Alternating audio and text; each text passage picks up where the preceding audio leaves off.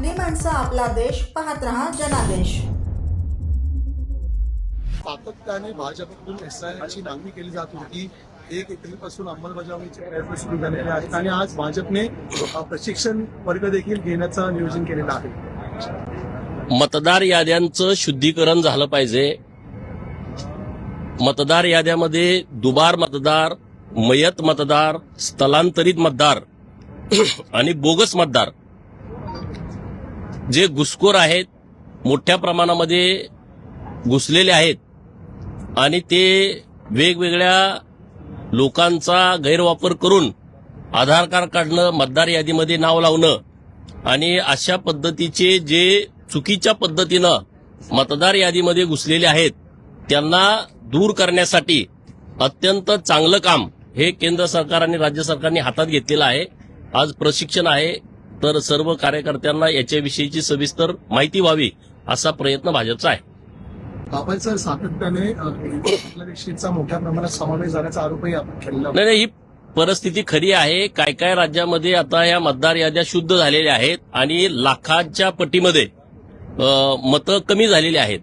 हे जे घुसखोर बांगलादेशी आहेत, रोहिंग्या आहेत किंवा अन्य काही घुसखोर आहेत, हे मतदार यादीत येणं हे आपल्या लोकशाहीसाठी सुद्धा घातक आहे आणि म्हणून अशी सर्व मतदार जे चुकीच्या पद्धतीनं मतदार यादीमध्ये घुसडलेले आहेत तर ते दूर करणं अत्यंत आवश्यक आहे।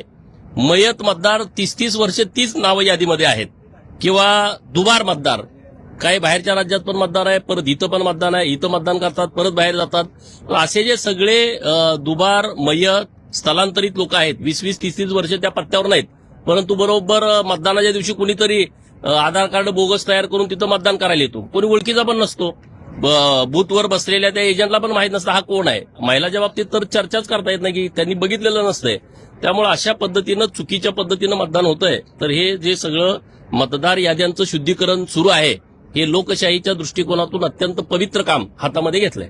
सर दुसरीकडे आज अशासकीय ठराव आहे ते भाजपचे नेते सुधीर मुनगंटीवार आलेला आहे। स्वातंत्र्यवीर सावरकरांना मरणोत्तर भारतरत्न द्यायचा मागणी ते करताय। चांगली गोष्ट आहे। स्वातंत्र्यवीर सावरकरांना भारतरत्न पुरस्कार द्यावा अशी मागणी माननीय सुधीर मुनगंटीवार साहेबांची आहे, तर ती योग्य आहे, आमचं समर्थन आहे। राज्य शासन शिफारस करेल का केंद्राला त्यांची मागणी आहे का? करेल ना, का नाही करणार सर। एक वेगळा प्रश्न होता, मुनगंटीवारांनी एक अर्ज चर्चेमध्ये देखील प्रश्न केला आहे ज्यामध्ये स्थानिक उद्योगातील जी व्यवस्थापना आहे ते भूमिपुत्रांना कुठेतरी नोकरी देण्याची तरतूद करत नाही, अंमलबजावणी करत नाहीत, तशी उपाययोजना असून तसं धोरण असूनही त्याची अंमलबजावणी केली जात नाही। माननीय मुख्यमंत्री महोदयांचं परवा रिप्लायचं भाषण तुम्ही ऐकलं असेल तर गडचिरोलीच्या संदर्भात त्यांनी खूप चांगल्या पद्धतीनं भूमिका मांडलेली आहे की जेवढे रोजगार दिलेले आहेत ते स्थानिक लोकांना दिलेत। जिथं कुठं असे उद्योजक स्थानिक लोकांना रोजगार देत नसतील तर त्याही लोकांनी स्थानिक लोकांना रोजगाराच्या संदर्भात प्राधान्य दिलं पाहिजे।